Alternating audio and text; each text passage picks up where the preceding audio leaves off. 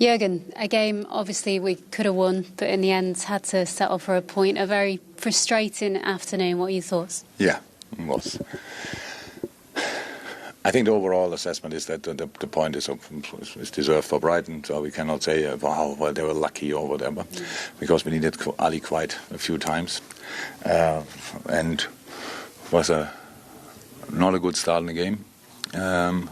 They surprised us with the formation, but wasn't surprised. We had no idea what they will do, because a new manager, a few days time to train, a good setup before already. So Brighton caused us here always problems. We experienced now plenty of times. So, and they arrive here full of confidence. We are in a moment where we want to gain confidence, and that's what we. That was the plan for today, obviously. But before we could adapt to what they did, we were already 2-0 down. So that's a blow. That's a real blow, and then you're 2-0 down, but then you find a way in the game. We scored a goal, we had our moments, we scored the equalizer, we scored 3-2. But I don't think anybody thought in the stadium, okay, that's done and dusted. They were still there. And we had still a few moments where we kicked the ball high and stuff like this. So you could see the situation costs us kind of confidence as well. It's not that the 3-2 was now, bam, we are back. So that means we have to fight longer, harder, more often, more consistent, and then we get through that. I don't want to remind people on anything, but it's not too long ago that we lost here 6 home games in a row or something like that, and it was obviously not because we were playing brilliantly. So we had to fight a lot in the last years, and we will fight again. That's what I can promise. Yeah, are there some positives you can take from it? You look at Bobby, maybe, not just his goals, but the way he led the line. He's got 4 in the last 3 here at Anfield. The character as well to come back from those 2 goals down. Yeah. Okay, that's obviously positive, no doubt about that. But in general, it's fine. We can talk about individual players, but when you win, you don't like it too much, or he scored. And if you lose, I don't like it too much. We have to make sure that we just, as a team, perform on a consistent high level. Then everybody will score goals, sometimes one and the other. So I understand 100%, but there were positives, obviously, but I think overshadowed by a few other things, and that's what I feel in the moment as well, more than other things. Well, the games are coming thick and fast, of course, over the next few weeks. I mean, sometimes this team seems to thrive in that regular rhythm, if you like. Hopefully that momentum will come in the next few weeks. Of course, we can imagine that we will not give up. It's of course not now Rangers and then to a flying Arsenal. So that's we had different situations the last few years, much nicer situations. It's nice to have them, but you have to be ready for the darker moments as well, and that's where we are in the moment. And how I said, we have to fight through that together, and we will do. Okay, thanks for talking to us.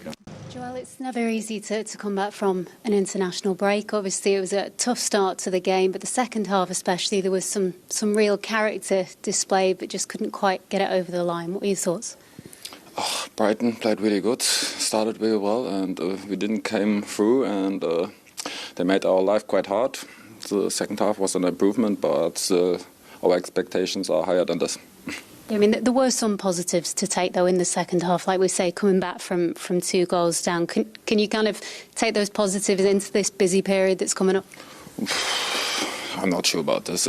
We can be happy about the 1 point because Brighton really played good, but we just have to be better, start better, and show our quality.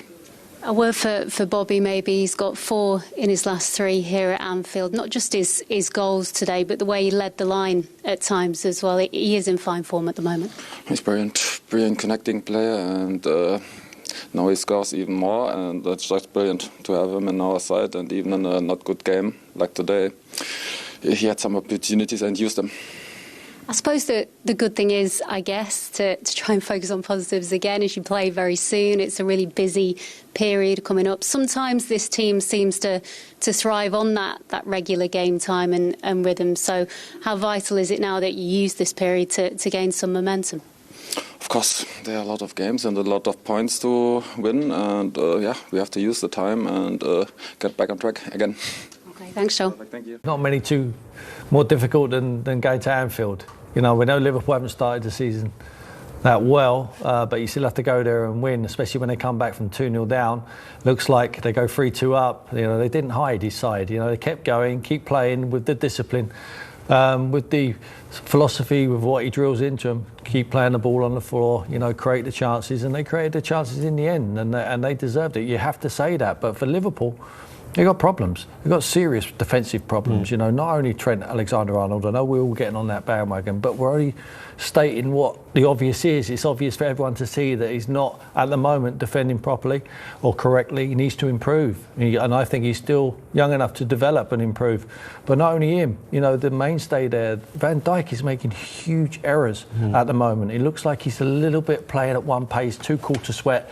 And that was a poor error today for the equalising goal. Much more from the gentleman to come. And for Liverpool, remember, next up is Arsenal and Manchester City. And they are currently the top two. Whatever happens this weekend, and indeed in the Manchester derby on Sunday, Arsenal will be Premier League leaders by the end of it, after that North London derby victory earlier on over Spurs, who stay in third. Brighton's point gets them to 14 points. They stay fourth. Chelsea up to fifth with Graham Potter's first win in his first games in charge. But Manchester United could go above both Chelsea and Brighton if they win at the Etihad tomorrow. Newcastle, incidentally, up to seventh. And Liverpool, as I say, down in ninth, 11 points off the lead. Huge games at the bottom. Up and coming, of course, we're going to watch West Ham Wolves next. Can West Ham get a second win of the season? That would take them out of the relegation zone. Palace stay there on 6 points. Southampton beaten again, 3 straight defeats on 7. And of course, it is bottom Leicester against next from bottom Nottingham Forest in the East Midlands derby in the Monday night football. Performance, that one. It was a roller coaster game of all sorts of emotions. How are you feeling with the match ball right now? Yeah, obviously it's always nice if you can score, and especially 3, and it's at Anfield. It's a shame we couldn't get the 3 points, but obviously we're still happy with the point at Anfield. It's always a tough game, and it's a superb team. To dominate in the way you did in the first half, to then go behind, to then come back again, is a draw fair? Maybe in one way, but I think we could have both scored more. I think maybe draw at the end is quite fair, but it's always, you always want more, of course, especially if you're 2-0 up. And but at the end, I think we should be happy with a point, and I think it's a great performance from us. You're only the third player in Premier League history to come to Anfield as a visitor and score a hat-trick, but you quite like scoring against them as well. It's 5 in 6 now. Is there something about this fixture that you specifically like? I love all fixtures. So obviously it's a big game, and you always want to show yourself in the best possible way. And hopefully I can carry this form on. And but I'm happy with the team. We reacted brilliantly after we went down as well, and it's up to them as well. Yeah, only 11 players in Premier League history have scored a hat-trick against Liverpool. You have to be a top-class striker to do that. Isn't that right, Berber? Exactly right.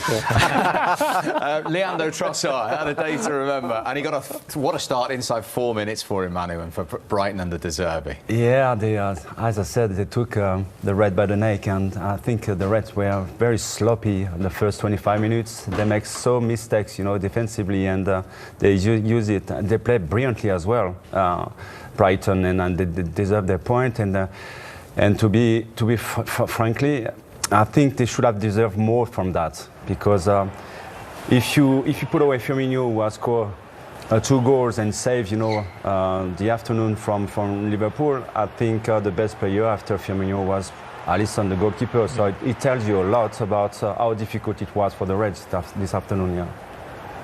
Yeah, but what is the purpose, you think, that when Brighton leading 2-0 and then they can lead 2 goals back from Liverpool? Why are they not a bit more smart and then finish the game in a way? Yeah, I think that's why they're Brighton, to be perfectly honest, and Liverpool are Liverpool, because they never give up and they show that attitude, and they've always got the quality. But Brighton done brilliantly to get himself. Trent has to head that ball. I mean, more and more I watch that, he has to know what's around him. Brings that ball down his chest. He gets robbed. Danny Welbeck runs in behind, picks out there, lovely pass there, and Trossard just finishes it brilliantly. Maybe Alisson has to do better with that one. But they could have been 4-0 down. He's got to head that ball, hasn't he, Manu? Oh, no, yeah, honestly, I think if Alisson was not in a great day today, they would have lost the game, definitely, easily. And his recovery run. I mean, go back with some urgency, Trent. I mean, he hasn't made the header. He's made a poor mistake and he's recovering. He's just lackadaisical when he gets back into that area. You need to show a little bit more energy. But still, after that, I mean, my point when I was talking about is Brighton leading 2-0. And now if you're a big team, which unfortunately compared to Liverpool they're not, but still you need to be more clever to keep to that 2-0 difference a lot more and then not allow to be 3-2 in the end. Yeah. Which again speak volume of Liverpool coming back from behind. But at the same time, when you said it's Liverpool, but then why did they concede the equaliser after that? Yeah, well, the manager's only just gone in there. I mean, he's probably been more fortunate than most because most of his players have been at the training ground over international break. There's, you know, because there's only a handful of internationals there at Brighton. But Liverpool, you have to give them credit for coming back in. Firmino was great today. He's got the opportunity. But, you know, when you're picking up little sneak positions like that and Thiago with his ability. But I agree with you, Tim. I think there is top players at Liverpool. They are not at the right level they should be actually. And you mentioned Van Dijk, but I mean Salah as well. He's missing, you know, the plot since games now. And then in the midfield area as well, you know, the three of them, Henderson and Fabinho and Alcantara, they used to control the game all the time. They used to control the tempo all the time, and we didn't see that today. That was the goal that Liverpool thought had won it, but those defensive issues reared their head again. They're just poor. The organisation. I'm looking at the top man. I mean, if I'm in that dressing room, I'm looking for the leader, the man who's changed their fortunes around. And for me, it's Van Dijk. And you watch him here, it just lumbers into the position, and that's a switch off of concentration there. I mean, very, very poor. I mean, he's just get back into the area, get your body shape correct. You know, he just sticks his left leg up there to make the clearance and it goes underneath. It's a poor error for someone of his quality. And the rest of the dressing room look up to him. He's the leader. Yeah. He's got to lead by example, and he has to show a little bit more urgency and not determination. Of course, he's trying. I never criticise anyone, but you just do the right things. Go back to basics a little bit. You're not going to have with Mo Salah playing the way he is at the moment, you're not got the firepower to outshoot every team you play against. Sometimes you're going to have to defend doggedly, and they're not doing that. It's almost like, for me, I use that phrase, too cool to sweat, and that's what he finds it too easy. Van Dijk, and he's making poor errors because he's switching off. You have to be concentrated all the time, and if you're not playing well, make sure others around you are and organise them. OK, that was Brighton under their new manager, their old one.